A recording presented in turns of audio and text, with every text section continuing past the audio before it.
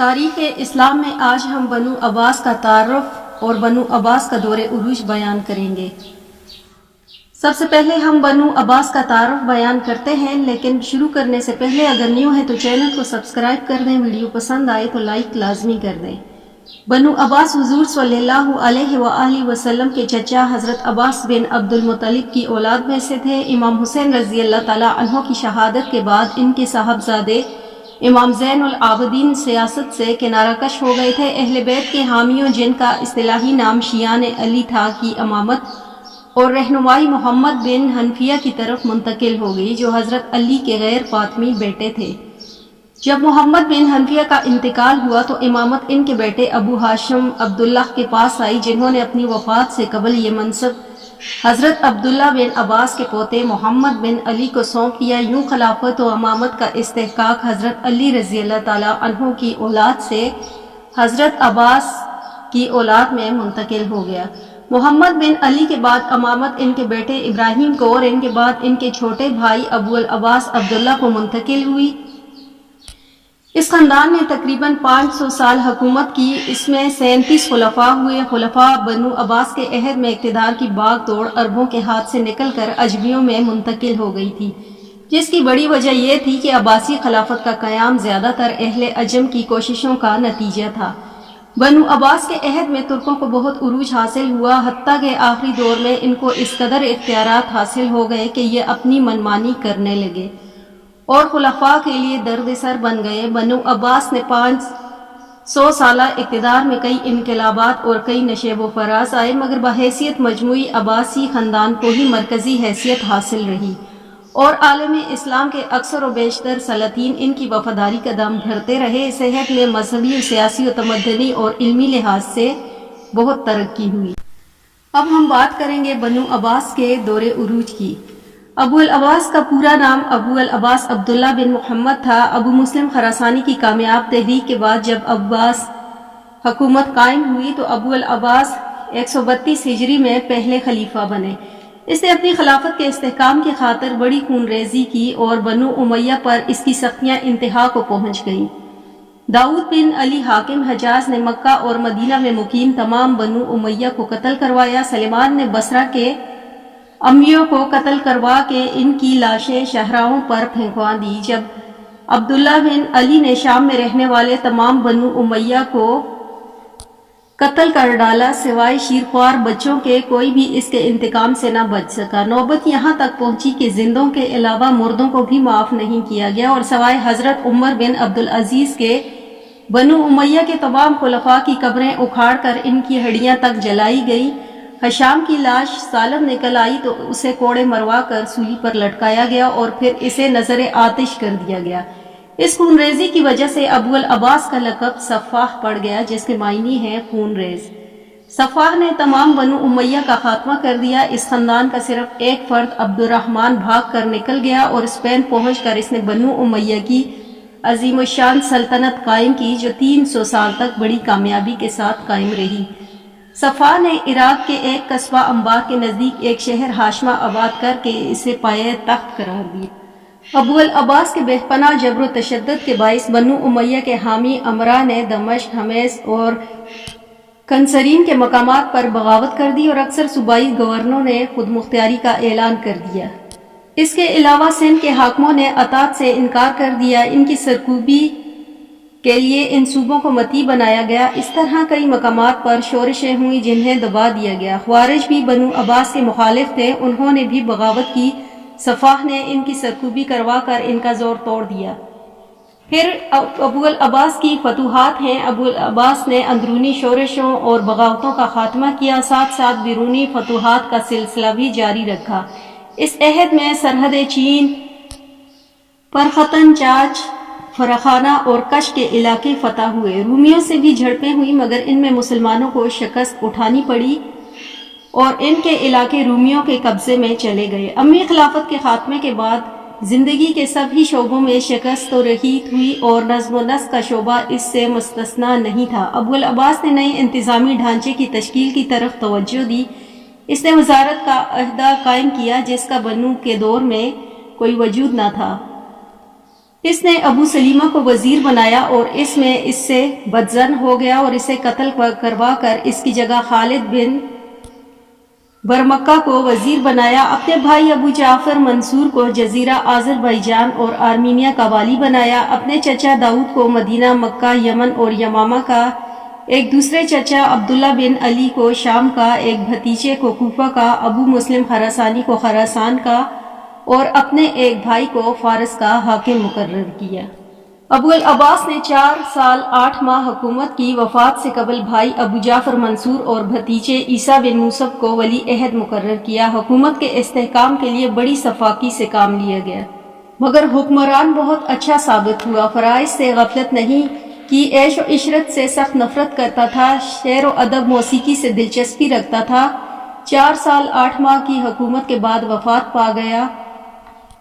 ان کے بعد ابو جعفر منصور جو ابو العباس کا بھائی تھا، انہوں نے اقتدار کو سنبھالا۔ یہ صفا ابو العباس سے عمر میں بڑا تھا۔ منصور نے ابو العباس کی وفات کے بعد منصب سنبھالا۔ خلافت عباسیہ کی بنیاد اگرچہ ابو العباس نے رکھی تھی، مگر اسے مستحکم و مضبوط کرنے والا ابو جعفر منصور تھا۔ اسے عباسی اقتدار کا حقیقی بانی بھی تصور کیا جاتا ہے۔ آغاز خلافت میں قدم قدم پر اسے مشکلات کا سامنا کرنا پڑا تھا، مگر اس نے سیاسی تدبر، عقل مندی سے حالات پر قابو پا لیا اور اپنے گورنروں اور ماتحتوں پر کڑی نظر رکھتا تھا۔ اس کے پاس جاسوسی کا بہترین نظام تھا۔ اگر کوئی حرکت اسے مشکوک دکھتی تو وہ برطرف کروا دیتا یا قتل کروا دیتا تھا۔ منصور کے چچا عبداللہ علی اپنے آپ کو خلافت کا زیادہ حقدار سمجھتا تھا۔ اس نے منصور کی بیعت کرنے سے انکار کر دیا اور خود خلافت کا دعوے دار بن گیا۔ اس پر منصور نے اس کے خلاف ابو مسلم خراسانی کی قیادت میں لشکر بھیجا، جس نے عبداللہ بن علی کی فوج کو شکست دی۔ عبداللہ بن علی گرفتار ہو گیا اور بعد میں اسے قید میں ڈال دیا گیا اور وہیں اس کی وفات ہوئی۔ ابو مسلم خراسانی خلافت بنو عباسیہ کے بانیوں میں سے تھے، جسے منصور اپنے اقتدار کے لیے خطرہ تصور کرتا تھا، چنانچہ اس نے اسے دھوکے سے قتل کروا دیا۔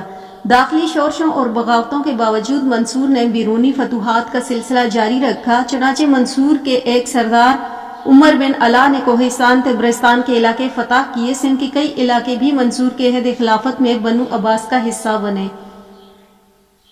عبداللہ صفا نے اپنے بھتیجے عیسیٰ بن موسیٰ کو منصور کے بعد ولی عہد نامزد کیا تھا۔ خلیفہ بننے کے بعد منصور نے ایک سازش کے تحت عیسیٰ بن موسیٰ کو زبردستی اس عہد سے دستبردار کروا لیا اور اس کے بجائے اپنے بیٹے مہدی کو ولی عہد مقرر کیا۔ یہ پہلی وصیت شکنی تھی جو کسی عباسی خلیفہ نے۔ اس کے بعد جس قدر خلفاء کا تقرر ہوا وہ سب منصور ہی کی نسل سے تھے۔ سفر حج کے دوران منصور بیمار ہوا اور راستے میں ہی اس کی وفات ہوئی۔ سیرت و کرامے کے لحاظ سے منصور بلند پایا آدمی تھا اور عقل و دانش والا، ہمت والا تھا۔ عباسی خلیفہ میں کوئی اس کا ہم پلے نہ تھا۔ اس کے انتظامی امور کی بات کریں تو علماء کو دین کا تابع کر کے انہیں انتظامی سلطنت میں ثانوی حیثیت دی۔ علماء دین عباسی حکومت کے خیرخواہ رہے۔ عباسی حکمرانوں کو دینی علماء کی بہت حمایت حاصل رہی۔ پھر انہوں نے محکمہ جاسوس قائم کیا اور کافی تعداد میں وقع نویسیوں کو سرکاری ملازمت میں بھرتی کیا۔ پھر محکمہ ڈاک کو منظم کیا۔ منصور کی کفایت شعاری اس حد سے بڑھی ہوئی تھی کہ اس کا نام بخیل مشہور ہو گیا۔ شہروں کی تعمیر اور لوگوں کی فلاح و بہبود پر خرچ کرنے کے باوجود وفات کے ٹائم اس کا خزانہ حکومت بھرا ہوا تھا، جو 10 سال کے لیے کافی تھا۔ منصور فقہ کا ماہر تھا۔ اس کے عہد میں ارسطو کی یونانی زبان کا ترجمہ بھی عربی میں ہوا۔ پھر ہم بات کریں گے محمد مہدی کی خلافت کی۔ اس کی عمر 33 سال تھی۔ محمد مہدی کے اہم واقعات میں سے عام معافی نامے کا اعلان۔ منصور کے دور میں مدینہ منورہ میں مقیم علویوں کی نقل و حرکت پر سخت پابندی تھی، جس کے باعث وہ انتہائی مصیبت میں زندگی گزار رہے تھے۔ عہد پر فائز ہوتے ہی سب سے پہلا کام اس نے یہ کیا کہ تمام علویوں کے لیے عام معافی نامے کا اعلان کیا۔ آل حضرت علی رضی اللہ تعالیٰ عنہ کے تمام قیدیوں کو رہا کر دیا۔ ان کی ضبط جائیدادیں ان کو واپس کر دی۔ سب پابندیاں ختم کر دی گئیں جو منصور کے دور میں عائد تھیں۔ اس وجہ سے عوام میں محمد مہدی مقبول ہو گیا۔ پھر مہدی کے زمانے میں ہاشم بن حاکم نے پیغمبری کا دعویٰ کیا۔ اس کی شکل بھدی اور بھونڈی تھی۔ وہ ہر وقت چہرے پر نقاب کرتا تھا۔ اس کا نام نقاب پوش پڑ گیا۔ وہ لوگوں کو یہ تعلیم دیتا تھا کہ اللہ اس کے جسم میں حلول کر گیا، وہ جادوگر بھی تھا اور اس طرح جادو کے ذریعے لوگوں کو گمراہ کرتا۔ اس نے اچھی خاصی اپنی جماعت بنا لی اور چند قلعوں پر قبضہ کر لیا۔ خلیفہ مہدی نے اس کی سرکوبی کے لیے مسیب تجربہ کار جرنیل کو روانہ کیا۔ اس لشکر نے اس جماعت کے 20,000 لوگوں کو گھیرے میں لے لیا اور محاصرہ کئی عرصے تک رہا۔ آخرکار مایوس ہو کر ہاشم بن حاکم نے خودکشی کر لی۔ اس طرح اور بھی کئی بغاوتوں کو ختم کیا گیا۔ عبدالسلام نے مصر میں بغاوت کی، اسے بھی ختم کیا گیا۔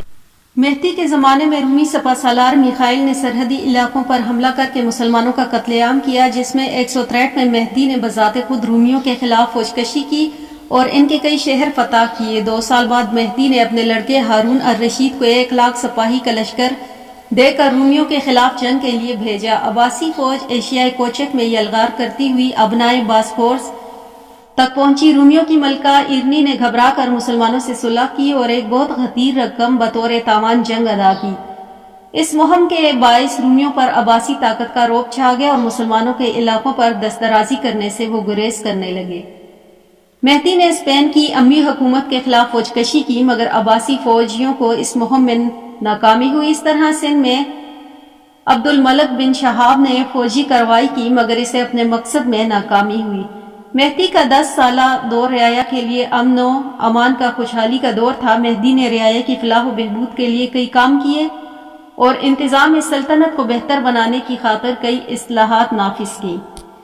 مہدی نے وفات سے پہلے اپنے دونوں بیٹوں ہادی اور ہارون الرشید کو یکے بعد دیگر اپنا جانشین مقرر کیا۔ مہدی کی وصیت کے مطابق موسیٰ الہادی تخت پر بیٹھا۔ مہدی کی بیوی ملکہ خزران مہدی کے بجائے اپنے بیٹے ہارون کو ولی عہد بنانا چاہتی تھی، لیکن مہدی کی اچانک وفات کی وجہ سے ایسا نہ ہو سکا۔ ہادی اپنی ماں خزران کے اس عمل سے شاکی تھا، چنانچہ اس نے اپنی ماں کو آہستہ آہستہ امور سلطنت سے بے دخل کر دیا۔ ہادی نے مہدی کی وصیت نامے کی خلاف ورزی کرتے ہوئے ہارون کو ولی عہد سے محروم کر کے اپنے لڑکے جعفر کو اپنا جانشین مقرر کرنا چاہا۔ اکثر امراء نے اس کی تائید کی اور ہارون بھی ولی عہد سے دستبردار ہونے پر آمادہ ہو گیا، مگر یحییٰ برمکی نے ہارون کو ایسا کرنے سے باز رکھا۔ ابھی یہ کشمکش جاری تھی کہ ہادی 170 میں اس جہان فانی سے کوچ کر گیا اور ہارون کے لیے راستہ خود بخود صاف ہو گیا۔ عباسی حکمرانوں میں خلیفہ ہارون الرشید کا عہد بہت شاندار تھا۔ یہ نامور خلیفہ بامقام رائے پیدا ہوا۔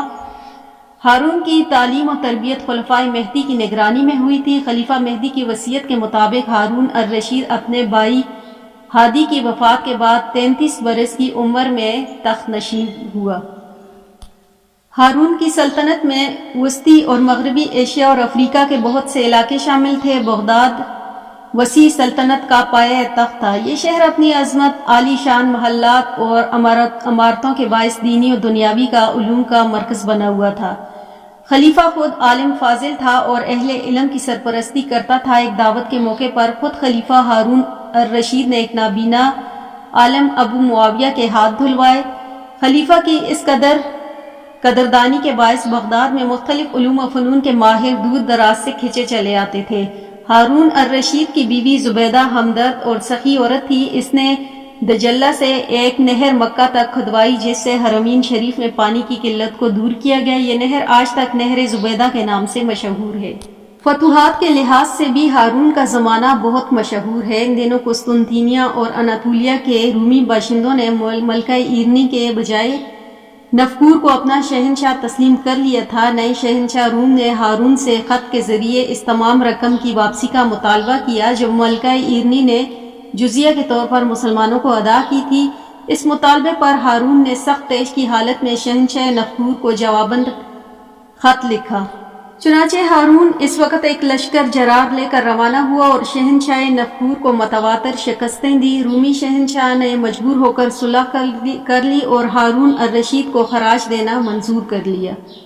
ہارون الرشید ادب، فنون لطیفہ اور سائنسدان کا دلدادہ اور اہل علم کا قدردان تھا اور مربی تھا۔ وہ علوم کی اشاعت و ترقی پر بے درے روپیہ خرچ کرتا تھا۔ اس نے ہندوستان، یونان اور دیگر ممالک کے اہل علم کو اپنے ہاں جمع کر رکھا تھا۔ ہارون نے بیت الحکمت کے نام سے ایک اور ادارہ بنایا جہاں دیگر زبانوں سے مختلف قسم کے علوم و فنون کی کتابوں کے عربی تراجم کیے جاتے تھے۔ ہارون کے زمانے میں امام ابو یوسف کے ہاتھوں میں حنفی فقہ کی تدوین کا سلسلہ تکمیل کو پہنچا۔ ہارون کے عہد کے ممتاز علماء میں سے عبداللہ بن ادریس، عیسیٰ بن یونس اور ابراہیم موصلی نے اپنے علمی کارناموں کے باعث بہت زیادہ شہرت حاصل کی۔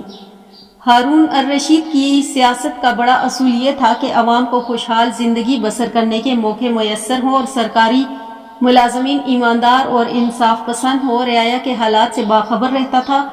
وہ اکثر رات کو بھیس بدل کر اپنی مملکت کے مختلف حصوں میں گشت لگایا کرتا تھا۔ اس نے کئی بار مملکت کے مختلف صوبوں کا دورہ کیا اور اس طرح سلطنت کے نظم و نسق کے حالات سے پوری طرح باخبر رہتا۔ یہی وجہ تھی کہ اس کے عہد میں بہت کم شورشیں ہوئیں اور اس کا دور تاریخ میں عدل و انصاف کی مثال کا دور بن گیا۔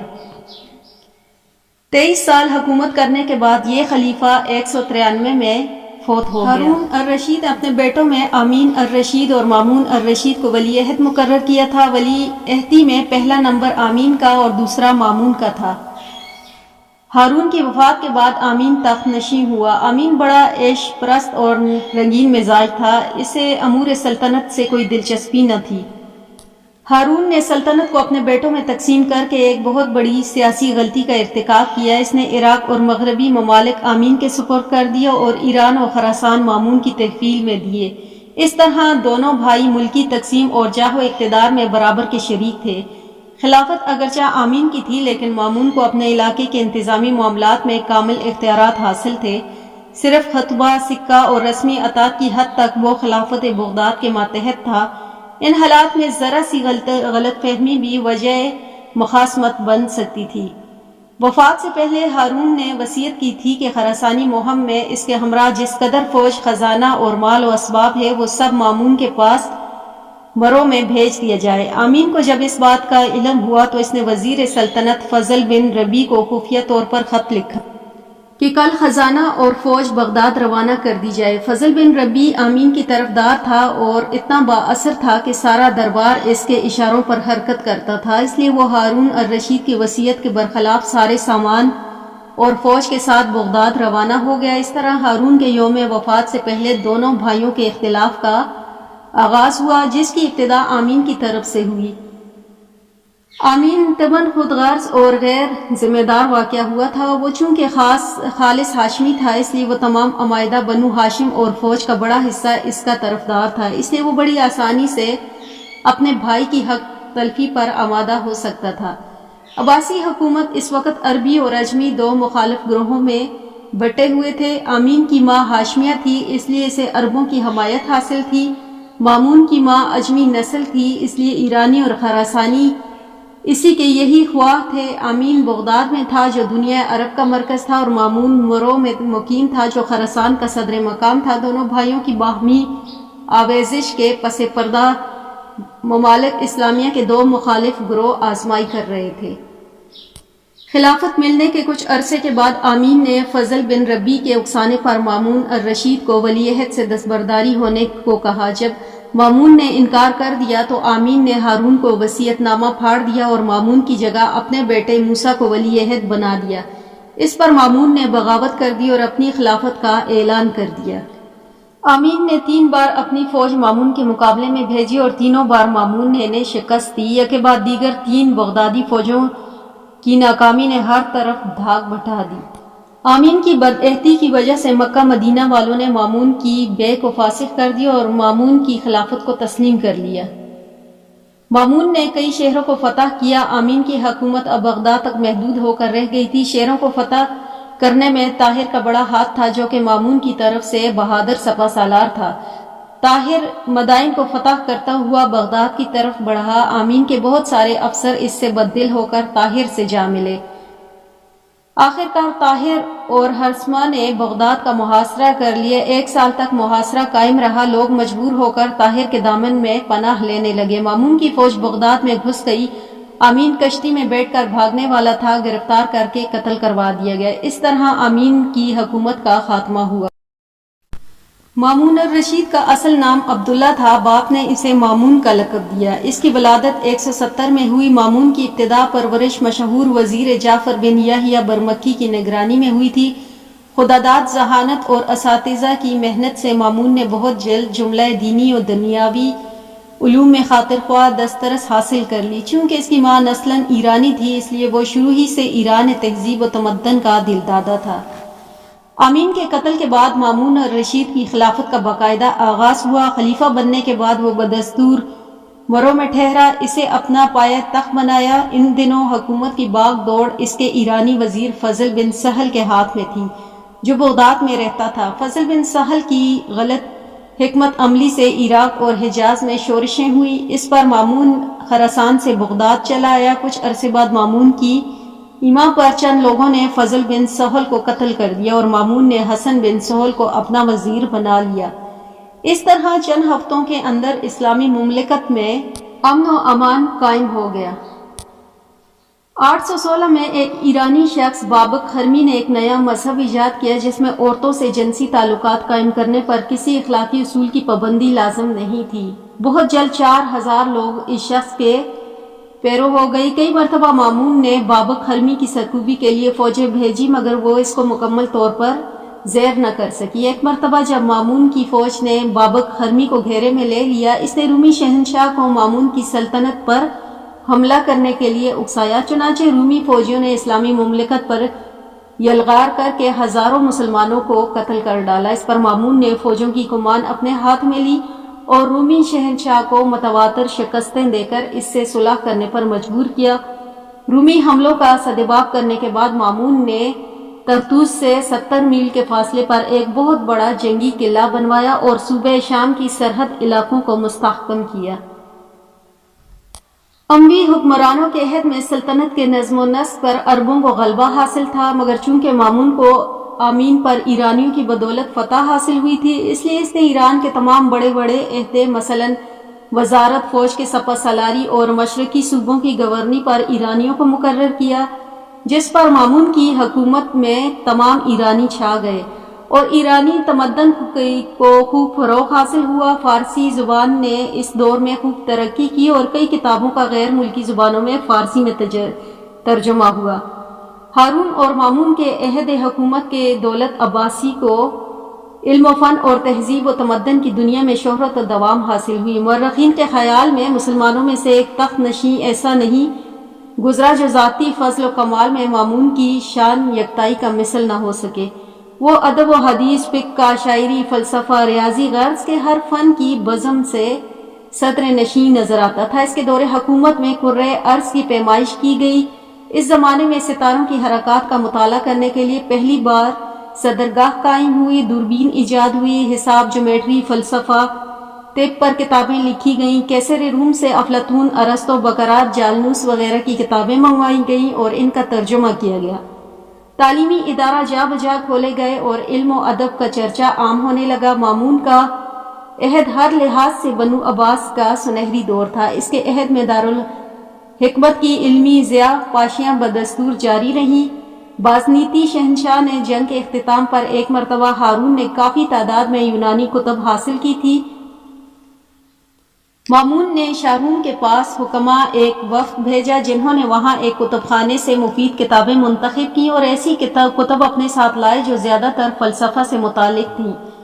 بعد ازاں ان کتابوں کا ترجمہ بیت الحکمت میں کیا گیا۔ بیت الحکمت کا مشہور اور قابل فخر شخصیات میں حنین بن اصحاب، یعقوب الکندی اور محمد موسیٰ الخوارزمی کے نام سے قابل ذکر ہیں۔ پھر 20 سال 5 ماہ حکومت کرنے کے بعد مامون 19 اگست 833 کو فوت ہو گیا۔ اس وقت اس کی عمر 48 برس تھی۔ مامون الرشید رعایا پروری اور انصاف کرنے کے معاملے میں بہت مشہور تھا۔ اس کی ماں نے عدالت میں امیر و غریب کی کوئی تمیز نہ تھی۔ وہ اپنے پیشواؤں کے مقابلے میں بہت رحم دل اور حلیم تھا، باپ کی طرح فیاض تھا۔ حکومت کرنے کے سلسلے میں وہ مشیروں اور غیروں کا سہارا نہیں لیتا تھا۔ مامون فلسفے کے اثر کے تحت فرقہ معتزلہ کا ہم خیال بن گیا تھا۔ وہ بڑا آزاد خیال خلیفہ تھا۔ اس کے دربار میں ہندو، عیسائی، یہودی، مجوسی ہر ایک مذہب کے عالم موجود تھے۔ وہ کسی کے مذہبی معاملات میں دخل نہیں دیتا تھا اور ہر ایک کو اپنے خیالات کی تشہیر کی اجازت تھی۔ اس کی علمی محفلوں میں ہر مکتب خیال کے لوگ فلسفانہ اور مذہبی مباحث کے حصے لیتے تھے اور وہ سب کی باتوں کو بڑی سنجیدگی کے ساتھ سنتا تھا۔ تعجب کی بات تو یہ ہے کہ مامون نے تمام مذہب کے ساتھ بڑی رواداری کا سلوک کیا، مگر اس کے اپنے ہم مذہبوں کو اس کی معتزلی عقائد کی وجہ سے بہت تکلیف اٹھانی پڑی۔ اس نے احمد بن داؤد کے اکسانے پر بڑے بڑے علماء اسلام اور انتہائی مظالم توڑے۔ جب وہ طرطوس میں مقیم تھا تو اس نے اسحاق بن ابراہیم حاکم بغداد کو فرمان بھیجا کہ وہ شہر کے قاضیوں اور علماء کو بلا کر ان سے خلق قرآن کے متعلق پوچھے۔ جو شخص خلق قرآن کا اقرار کرے اس سے تعرض نہ کیا جائے، اور جو شخص اس سے انکار ہو اس پر انتہائی سختی کی جائے اور اسے زنجیروں میں جکڑ کر طرطوس روانہ کیا جائے۔ چنانچہ اسحاق بن ابراہیم نے مامون کے فرمان کی تعمیل کی۔ شہروں کے کئی علماء اپنے عقائد پر سختی سے ڈٹے رہے، اس میں سے بعض کو تو شہید کیا گیا۔ امام احمد بن حنبل کو بڑی بے دردی سے کوڑوں سے پیٹا گیا اور انہیں قید خانے میں ڈالا گیا۔ مامون الرشید ایشیا کوچک میں ایک مہم کے سلسلے میں طرطوس کے مقام پر خیمہ زن تھا کہ بیمار ہوا اور اسی بیماری میں اس کی وفات ہو گئی۔ اس طرح اس کی عمر 48 برس تھی۔ مرض الموت میں اس نے اپنے بھائی معتصم کو اپنا جانشین مقرر۔ خلیفہ مامون کی وفات کے بعد فوج نے عباسی بن مامون کو خلیفہ بنانا چاہا، مگر عباس نے باپ کی وصیت کا احترام کرتے ہوئے اپنے چچا المعتصم باللہ کو بیعت کی، اور اس طرح المعتصم باللہ عباسی سلطنت کا فرمانروا تسلیم کیا گیا۔ معتصم نے مامون کی پیروی کرتے ہوئے اپنے حفاظتی فوج میں ترک سپاہیوں کو بھرتی کیا اور معتزلی عقائد کی تبلیغ بڑے شد و مت سے کی۔ مامون کے عہد سلطنت کی نظم و نسق میں عربوں کی جگہ ایرانیوں نے لی تھی۔ قیام ترکستان کے زمانے میں مامون نے پہلی مرتبہ ترکوں کو فوج میں جگہ دی۔ معتصم نے ترک میں سپاہیوں کو زیادہ سے زیادہ تعداد میں بھرتی کیا اور انہیں زرق برق وردیاں اور بڑی بڑی تنخواہیں دی۔ معتصم کے زمانے میں ترک سپاہیوں کی تعداد 2.5 لاکھ تک پہنچ گئی۔ ذاتی طور پر ترک سپاہی خوبصورت، بہادر اور نڈر تھے۔ اس نے خلیفہ کی نظروں میں ان کی بہت بڑی وقت تھی۔ غالباً اس بنا پر خلیفہ معتصم نے سمرقند، فرغانہ اور ترکستان کے ہزاروں ترک سپاہی منگوائے اور انہیں فوج میں داخل کیا۔ وقتی طور پر خلیفہ کی یہ پالیسی کامیاب رہی، کیونکہ ترکوں کی بہادری اور جنگجوئی کے باعث بیرونی فتوحات میں اضافہ ہوا۔ دوسرے ایرانی اقتدار و اثر کمزور پڑ گیا، تاہم اس پالیسی کے دور رس نتائج اچھے نہ تھے۔ ترک فوج غیر مذہب تھی، اس میں اطاعت و وفاشواری اور نظم و نسق کا مادہ نہیں تھا۔ وقت کے ساتھ ساتھ ترک سپاہی اتنے خود سر ہو گئے کہ خود خلیفہ بغداد کی تقرری اور معزولی ان کے اشاروں پر ہونے لگی، اور یوں وہ پوری سلطنت کے سیاہ و سفید کے مالک بن گئے۔ ترک سپاہی اکھڑ اور تنخواہ تھے۔ وہ شہر کی گلیوں کوچوں میں بے تحاشا گھوڑے دوڑاتے پھرتے، جس سے شہریوں کے کئی بچے ہلاک ہو جاتے۔ ان حالات کے پیش نظر معتصم نے بغداد کے شمال کی جانب 60 میل کے فاصلے پر دریائے دجلہ کے کنارے سرون رائی، جس کے معنی ہیں خوش ہوا وہ جس نے دیکھا، نام کا ایک نیا شہر بنایا جو کثرت سے استعمال سے سامرا مشہور ہو گئے۔ یہاں ترک سپاہیوں کی رہائش کے لیے فوجی بیرکیں بنوائیں اور کئی محلات بھی تعمیر کروائے۔ تھوڑی مدت کے بعد معتصم نے سلطنت کے پایہ تخت کو بھی سامرا ہی منتقل کیا۔ تقریباً 8 سال تک سامرا شہر عباسی خلفاء کا دارالخلافہ رہا۔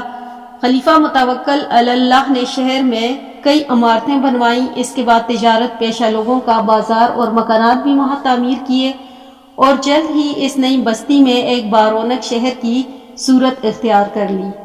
معتصم کے دور خلافت پہ بصرہ میں زت قوم نے بغاوت کی اور عراق میں لوٹ مار کا بازار گرم کر دیا۔ ایک عرب جرنیل نے انہیں شکست دی اور خلیفہ کے حکم سے انہیں روم کی سرحد پر آباد کر دیا۔ 9 ربیع الاول 227 میں 5 جنوری 842 کو معتصم نے وفات پائی۔ یہ خلیفہ ان پڑھ، تند مزاج اور سخت گیر انسان کے ساتھ ساتھ بہادر اور اچھا منتظم بھی تھا۔ اس نے زراعت کی ترقی میں بڑا حصہ لیا اور غیر آباد زمینوں کو آباد کرانے کی کوشش کی۔ معتصم علم و ادب سے بیگانہ تھا۔ اس کی بہادری اور جوان مردی کے باعث مورخین نے اسے سپاہی خلیفہ کا خطاب دیا۔ اس کے عہد کا افسوسناک واقعہ یہ ہے کہ مامون الرشید کی طرح اس نے معتزلی عقائد کو فروغ دیا۔ اس نے امام احمد بن حنبل کو کئی بار کوڑوں سے پٹوایا۔ تمام علماء کو حکم دیا کہ وہ لوگوں کے بالجبر خلق قرآن کا اقرار کریں۔ وہ درس علوم میں بھی اس عقیدے کی تلقین لازمی قرار دی گئی۔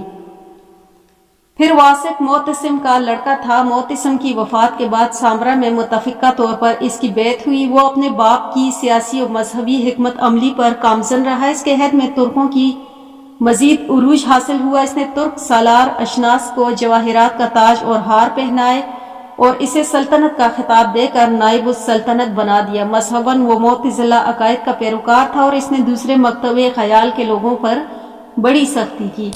اس عہد میں عربوں نے کئی مقامات پر شورشیں برپا کی۔ اس کی وجہ یہ تھی کہ عرب جن کا صدیوں سے فوجی خدمات پیش چلا آ رہا تھا، اب وہ آہستہ آہستہ فوج سے الگ کر دیے گئے۔